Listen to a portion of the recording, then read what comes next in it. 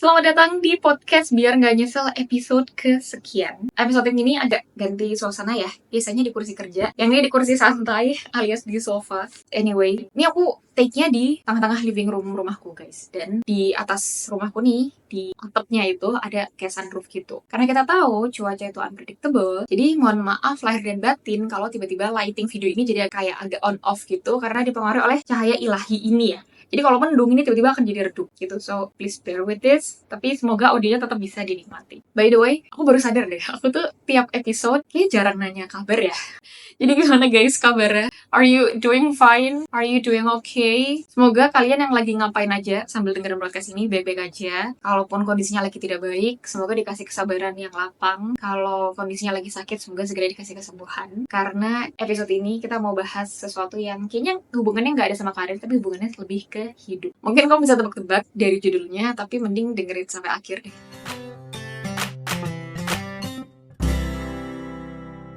Aku mau cerita background-nya dulu. Jadi, waktu dulu aku kecil, aku tuh sempat tinggal lama sama eyang, guys. Eyang tuh kayak kakek dan nenek gitu. Aku tinggal sama eyang kakung dan eyang putri. Mereka berdua kebetulan tuh adalah seorang guru. Guru at its core. Guru banget gitu. Eyang kakung tuh adalah kepala sekolah. Eyang putri adalah seorang guru bahasa Indonesia. Dan keduanya adalah guru yang sangat pintar, aku bisa bilang. Nah, eyang putri ini suka banget dongengin cerita. Jadi sebelum tidur, itu pasti aku didongengin cerita dulu sama eyang putri. Mulai dari dongeng yang klasik, kayak dongeng fabel Kancil Nyolong Timun atau Kancil dan Buaya, sampai cerita-cerita sejarah Candi Prambanan atau Jaka Tingkir, Jaka Taruk, sampai lagu-lagunya. Jadi yang Putri itu kalau dongeng kadang jadi kayak musical gitu loh.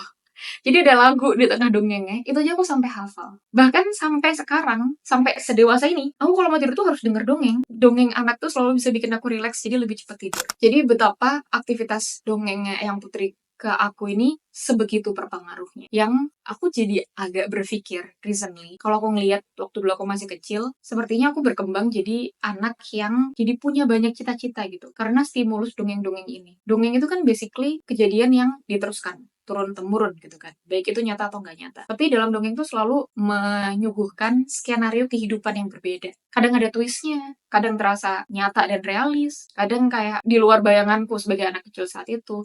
Tapi aku jadi punya banyak skenario kehidupan kalau, oh ternyata bisa ya jadi kayak gitu. Akhirnya aku jadi ingat kalau dulu waktu aku kecil tuh, aku punya banyak banget cita-cita. Ini beberapa cita-cita yang aku kepikiran tuh kayak, dulu waktu kecil kelas 2 SD tuh aku suka nyanyi. Kadang di depan anak-anak kampung. Jadi dulu, alhamdulillah rumahku tuh lumayan besar areanya, tengahnya. Jadi anak-anak kampung tuh suka kumpul di situ, nonton TV bareng-bareng. Nah, karena aku suka nyanyi, jadi sebelum mereka nonton TV, aku tuh nyanyi karaoke, beneran karaoke, ditonton sama anak-anak kampung. Kayak pede banget, kalau diingat sekarang kayak agak malu. Terus itu baru satu mimpi. Mimpi lain tuh adalah, waktu SD juga, aku sekolah di sekolah kampung. Bukan sekolah kampungan, tapi lokasinya memang ada di tengah-tengah kampung. Dan sekolah ini punya laboratorium komputer, yang mana cukup oke saat itu kan. Kebetulan aku sempat diikutkan lomba, olimpiade komputer saat itu nyebutnya, dan aku menang level kecamatan. Itu level terendah ya. Terus aku mikir cita-citaku besok kalau udah gede aku mau jadi insinyur IT. Saat itu aku belum tahu ya namanya sarjana atau apa gitu. Aku taunya kalau orang keren di bidang teknik ya insinyur jadinya gitu. Terus selain itu kayaknya SD juga atau mungkin mau ke SMP. Itu aku suka ngeliat tabloid interior rumah gitu dan sempat main game di Friendster yang bangun-bangun rumah mirip The Sims gitu lah ya. Terus aku ngerasa kayak ih bangun rumah seru ya gitu. Terus aku pengen jadi arsitek. Terus aku pernah pengen jadi astronot. Not necessarily astronot yang ke bulan, tapi minimal orang yang kerja di International Space Station gitu ya. Kamu menghabiskan berapa bulan di luar atmosfer bumi, ngantornya di sana, jadi kayak menyenangkan.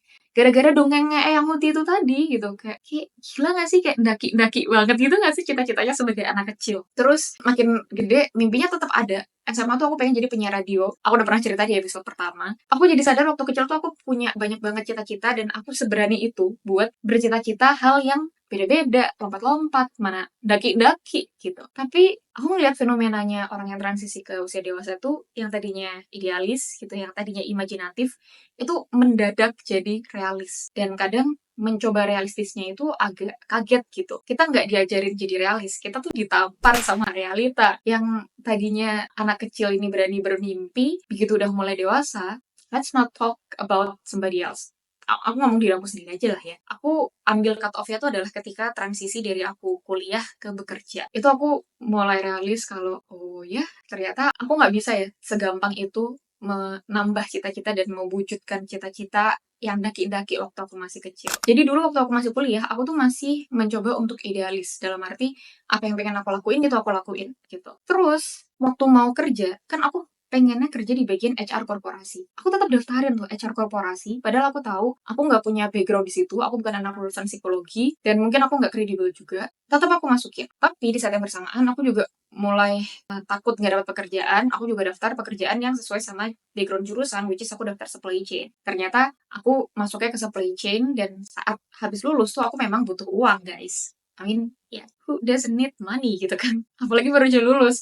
Jadi ya udah aku ambil karir supply chain-nya. Dan di situ mulai makin muncul realita kalau oh ya dulu aku mikir dapat duit tuh bisa langsung seneng-seneng, enggak, duit nggak bisa langsung buat seneng-seneng. Ternyata setelah lulus tuh aku akan jadi free soul, enggak, ternyata ada tanggung jawab yang harus ditanggung. Jadi diajarin realisnya tuh agak kaget gitu ya. Kayaknya bukan transisi, lebih kayak hard shift gitu. Sempat ngerasa kayak gitu. Dan fenomena kayak gini juga kayaknya nggak cuma di aku aja. Bukan kayaknya sih, hampir pasti nggak cuma di aku aja. Karena pernah ini ada satu momen, aku sama teman-teman itu datang ke salah satu pameran, antara pameran mobil atau pameran rumah gitu. Yang pokoknya itu benda yang mahal. Ketika kita ngelihat harga si benda ini, kayak mobil deh guys. Ketika kita ngelihat harga mobil ini, ada celutukan yang muncul kayak, harga segini kapan bisa kebeli? Ini mah nggak mungkin, aku mah udah nggak mungkin kayak gini. Aku ngelihat perbedaan yang lumayan signifikan ya. Kalau misalkan dulu waktu kecil kita tuh bisa nggak takut itu ya bermimpi gitu. Padahal kita tuh nggak tahu loh bentuknya dewasa tuh kayak gimana, bentuknya. Mungkin in my case jadi astronot tuh kayak gimana kita nggak tahu, tapi berani gitu untuk punya cita-cita kayak gitu. Sekarang begitu udah dewasa, kita bahkan tahu rasanya naik mobil itu gimana. Bercita-cita dan bermimpi punya mobil yang bagus aja, itu kayak rasanya kayak nggak layak deh. Atau ada juga celutukan yang pernah datang ke aku tuh nggak berani cita-cita tinggi karena takut kecewa. Takut kecewa kalau nggak dapet cita-citanya.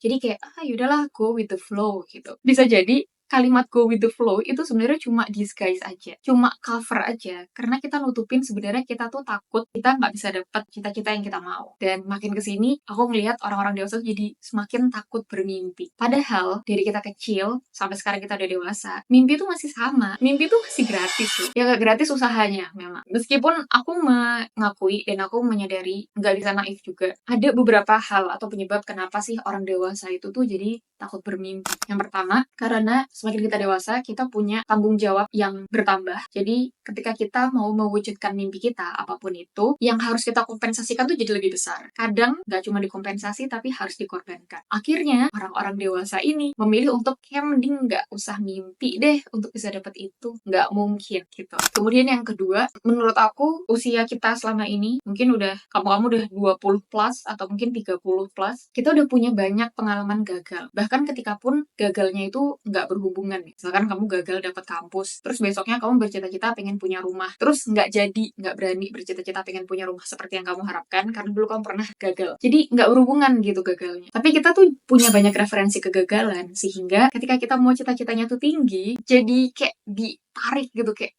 udahlah nggak usah mimpi yang ketinggian gitu. Kan kemarin udah pernah ngerasain gagal gitu. Jadi kayak gitu. Atau alasan yang ketiga adalah keterbatasan resource. Nih, kayaknya harus diakui ya. Dulu waktu kita kecil tuh tenaga, energi, terus waktu, itu kayak rasanya nggak terbatas gitu. Sekarang begitu udah dewasa, makin jompo ya, udah makin berasa gitu kan. Terus waktu juga mungkin nggak se-fleksibel waktu kita muda karena ada tanggung jawab itu tadi. Energi juga udah nggak se-was-was waktu kita masih muda. Tapi meskipun ada peaknya ya, jadi kalau usia produktif itu pasti kita tuh masih peak nanjak gitu loh. Baru nanti kalau kita udah mulai masuk usia pensiun ya mungkin itu akan makin turun gitu. Tapi selagi masih mulai peak itu sebenarnya kita tuh masih berhak untuk punya mimpi yang layak diperjuangkan gitu. Recently aku jadi mikir kenapa ya sampai di beberapa kesempatan kalau misalkan aku lagi ada sesi counseling gitu sama psikolog, satu pertanyaan yang suka aku pakai berkali-kali adalah kapan Batasya ngerasa di dalam hidup Batasya tuh paling optimal. Aku selalu jawab ketika aku kuliah atau ketika aku SMA. Recently aku sadar kalau masih ada nih satu versinya Tasya waktu SD yang dia tuh bisa segampang itu loh punya cita-cita, bisa segampang itu nge-convert dongengnya Eyang Putri jadi hal yang baru di imajinasinya. Kadang tuh pengen kayak,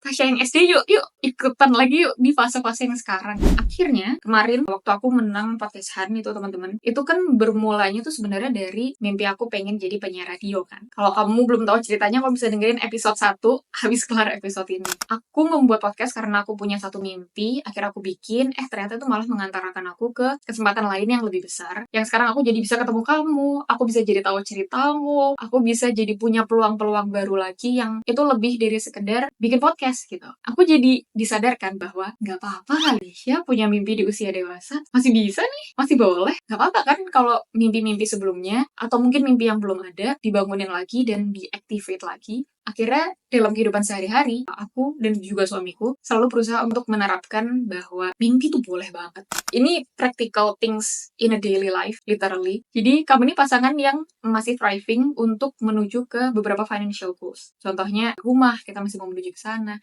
Kendaraan mobil, kita masih mau menuju ke sana. Jadi kalau misalkan kita di jalanan terus kita ngeliat mobil keren banget, at least sekarang kita udah nggak pernah lagi ngomongin, emang kita bisa ya beli mobil itu? Nggak pernah. Tapi kita selalu bilang kayak, bagus ya mobilnya, bismillahin dulu, solawatin dulu. Dan kita menjadikan itu jadi bahan diskusi yang menyenangkan. Tentu ya, kita tuh nggak tahu sih, atau kita belum tahu sih, itu bakal achieve di tahun berapa, atau bakal achieve lewat jalan yang mana. But somehow, we do believe we can achieve that. Akhirnya itu yang selalu jadi kita bawa. Kalau misalkan kita lagi doa, kalau kita lagi usaha tiap hari, kita tahu ada financial goals yang kita mau achieve. Itu baru satu aspek, financially. Kalau ada hal-hal lain yang pengen kita capai di hidup, akhirnya jadi kebawa mindsetnya dan pendekatannya. Kalau mimpi itu nggak apa-apa, mimpi itu masih gratis. Bahkan punya aja mimpi dulu, bikin itu jadi goals yang semakin terukur, baru itu kita pikirin gimana caranya bisa menuju ke sana. Kemarin kan di episode sebelum ini, aku juga sempat cerita gimana caranya manifesting yang benar di tahun 2025. Itu juga yang akan jadi follow-up action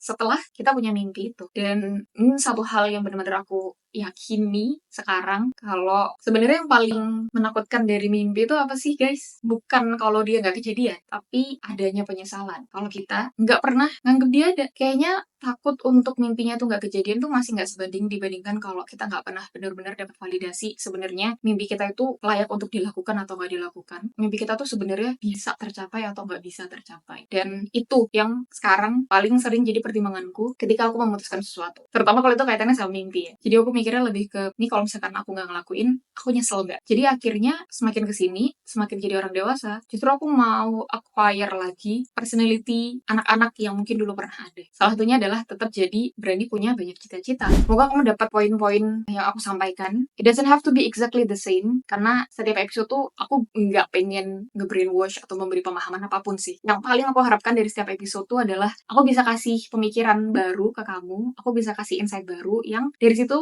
kamu jadi punya gambaran lain gitu, atau punya perspektif lain yang hopefully itu bisa lebih baik. Nah, to make this episode productive, terus kalau udah dapet insight apapun itu tadi, apa yang bisa dilakuin? Kalau menurut aku, in practical ways, sebagai orang dewasa, kayaknya penting deh buat kita tuh selalu punya smaller goals. Cita-cita yang kecil-kecil, yang itu tetap bisa bikin hidup kita tuh lebih meaningful dan ada gunanya gitu. Aku nggak bayangin kalau aku nggak punya cita-cita atau sesuatu yang mau aku achieve, kayaknya akan lebih gampang ngerasa lonely dan undervalued. Jadi, aku nggak berharap itu kejadian di aku. Tentu aku nggak berharap itu kejadian di kamu. Jadi, semoga kamu sebagai orang dewasa selalu punya goals-goals kecil yang bisa kamu achieve, yang bisa bikin hidup kamu jauh lebih meaningful. Itu aja yang bisa aku sampaikan di episode ini, teman-teman. Kalau kamu ada pernyataan yang nggak setuju, atau kamu ada pertanyaan, kamu selalu bisa tanya di DM Instagram podcast ini, biar nggak nyesel.podcast, atau kamu juga bisa kepoin program coaching yang aku punya di Accessible Link yang selalu available di Instagram pribadiku @tashalma.